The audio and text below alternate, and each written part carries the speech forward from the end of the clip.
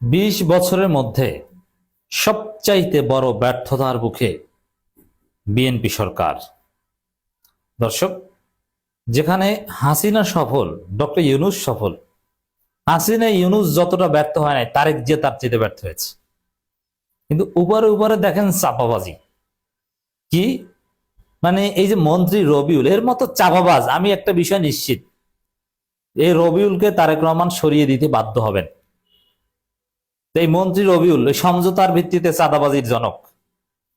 এই রবিউল ব্যাপক চাপাবাজি করছেন, রাস্তায় রাস্তায় যাচ্ছেন আর এমন ভাবে মাস্তানের মতো কথা বলছেন, সাংবাদিকরাও ভয় পায়।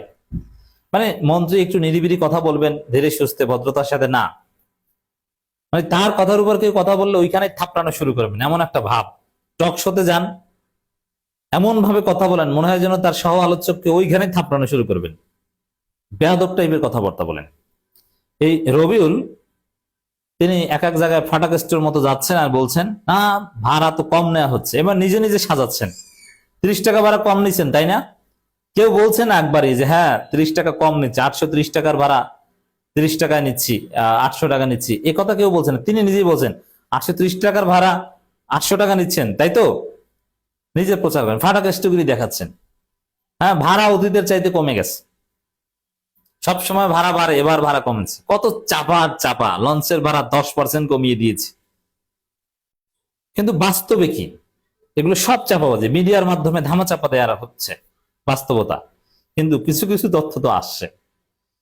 দর্শক, আসল খবর হচ্ছে 20 বছরে বাংলাদেশে যা ঘটেনি, 20 বছরে অপকর্ম এবং চাঁদাবাজি, অতিরিক্ত ভাড়া নেয়ার যে রেকর্ড, 20 বছরের রেকর্ড ভঙ্গ হয়েছে। আপনারা শুনলে অবাক হবেন কি ঘটেছে। আমি দুইটা খবর আপনাদেরকে জানাই।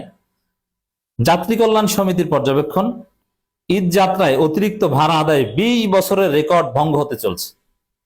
চিন্তা করেছেন? এর মানে হাসিনার আমলে যত অনিয়ম না হয়েছে, ইউনূসের আমলে তো হয়নি। ইউনূসের আমল বাংলাদেশের ইতিহাসের শ্রেষ্ঠ আমল, সেই হাসিনার আমলের রেকর্ড ভঙ্গ করেছে 20 বছরের মধ্যে। গত 111 সরকারের আকামকেও ভঙ্গ করেছে, যদিও গত 111 সরকারের এই দিক থেকে চাঁদাবাজি এগুলো বন্ধ করতে পেরেছে। এর মানে 20 বছর আগে ছিল বিএনপি সরকার। বিএনপির চাঁদাবাজির তুলনা শুধু বিএনপির সাথে, আর কারো সাথে নয়। দেখছেন 20 বছরের রেকর্ড ভঙ্গ করেছে, আর উপরে বলছে যে ভাড়া কমিয়েছি। চাপাবাজ কত প্রকার, কি কি, কতটা ব্যর্থ। হাসিনা নিজেদের কর্মীদের অনেক খাওয়া দাওয়া দিতেন, কিন্তু লিমিট বজায় রাখতে বলতেন। চুল কাটার নাপিতের কাছ থেকে হাসিনার লোকজন চাঁদা নিয়েছে এরকম আমি কখনো দেখিনি, কিন্তু বিএনপি চুল কাটার নাপিতের কাছ থেকেও চাঁদা নিচ্ছে। এবং রাস্তায় যারা ডিম বিক্রি করে, হাটে আর ডিম বিক্রি করে, তাদের কাছ থেকেও টাকা নেয় বিএনপি। কিন্তু আওয়ামী লীগ কিন্তু তাদের কাছ থেকে নেয়। আওয়ামী লীগ স্মার্ট, আবার রাজকীয় চাঁদাবাজি করেছে। কিন্তু বিএনপি ওই যে শায়েখে চরমনাই বলতেন না, বিএনপি হচ্ছে স্যাঁচরা চাঁদাবাজ, এরা হচ্ছে স্যাঁচরা চাঁদাবাজ। তো দর্শক, এই খবরটা, এটা একটা ইতিহাস। তারেক রহমান যে কতটা ব্যর্থ সরকার, মানে তারেক রহমান বিএনপি সরকার ব্যর্থতার তুলনা শুধু বিএনপি। বিএনপির চাইতে আওয়ামী লীগ আমল, হাসিনা আমল ভালো ছিল, অ্যাটলিস্ট এই দিক থেকে। আমি বলছি সব দিক থেকে, হ্যাঁ গুম খুন এই দিকটা হচ্ছে হাসিনার সবচেয়ে ব্যর্থতা। এগুলো বাদ দিলে অনেক ভালো ছিল নানান দিকে। ঈদযাত্রা বাসে 148 কোটি টাকা বাড়তি ভাড়া আদায়, 148 কোটি টাকা বাড়তি ভাড়া আদায়, আর কত হাজার কোটি টাকা চাঁদাবাজি করেছে। এই হিসাব বাজারে আনতে দিবেন না। বিএনপি সমস্যা সমাধান করছে না, সমস্যা মিডিয়ায় আসতে বাধা দিচ্ছে। এটা হচ্ছে তাদের ধান্দাবাজি। তো দর্শক, এগুলো জাতিকে জানানো দরকার। এবার ঈদযাত্রায় অতিরিক্ত ভাড়া আদায় নৈরাজ্য গত 20 বছরে রেকর্ড ভঙ্গ করতে চলছে বলে অভিযোগ করেছে বাংলাদেশ যাত্রী কল্যাণ সমিতি। এখন এই যাত্রী কল্যাণ সমিতি যারা বলেছে, তাদেরকে মামলা টামলা দিয়ে কি এই যাত্রী কল্যাণ সমিতি দখল করা, বিএনপির মাধ্যমে এই যাত্রী কল্যাণ সমিতি গঠন করার উদ্যোগ অলরেডি নেওয়া শুরু করেছে। কারণ বিএনপির চাপাবাজি ফাঁস করে দিয়েছে। এগুলো সোশ্যাল মিডিয়া যেহেতু আছে, এটা বন্ধ করতে পারবে না। বিএনপি মালিক সমিতি, শ্রমিক সমিতি সব দখল করেছে। দখল করে তাদের মাধ্যমে বলাচ্ছে এই যে ভাড়া কম নিচ্ছি, তাদের মাধ্যমে বলাচ্ছে যে না না না, চাঁদা তো দিচ্ছি না আমরা, ওটা আমরা সমঝোতার ভিত্তিতে দিচ্ছি। শ্রমিকরা বলছে, কারণ সবগুলো তারা দখল করেছে। তো এটা হচ্ছে তাদের সিস্টেম, যে অপরাধ করবে কিন্তু অপরাধ ধামাচাপা দিবে, কিন্তু অপরাধ দূর করবে না। কিন্তু সোশ্যাল মিডিয়ার যুগ, আপনি কতটা ধামাচাপা দিবেন? দর্শক, ঈদযাত্রা ভাড়া নৈরাজ্য যাত্রী হয়রানি পর্যবেক্ষণ এক সংক্ষিপ্ত সমীক্ষা তুলে ধরে দেশের গণমাধ্যমে পাঠানো এক বার্তায় বাংলাদেশ যাত্রী কল্যাণ সমিতির মহাসচিব এবং মোজাম্মেল হক চৌধুরী এমন অভিযোগ করেন। এখন এই খবর সমকাল ইত্তেফাক যারা ছাপিয়েছে তাদের খবর আছে। হ্যাঁ, বিএনপির এত বড় ব্যর্থতা, মন্ত্রী রবিউলের ধমক খেতে হবে আপনাদের, চাকরিও চলে যেতে পারে। কোন সাংবাদিক এটা ছাপিয়েছে? বিএনপি অপরাধ করতে পারবে, কিন্তু সেটা পত্রিকায় ছাপানো যাবে না।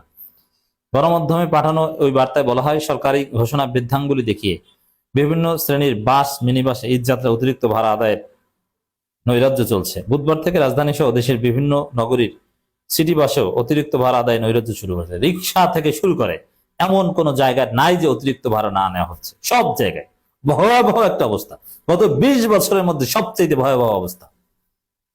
অথচ বাইরে চাপাবাজি সে বিএনপি যে কি কোন বাল ছিঁড়তে পারবে এটা জনগণ বুঝে গেছে।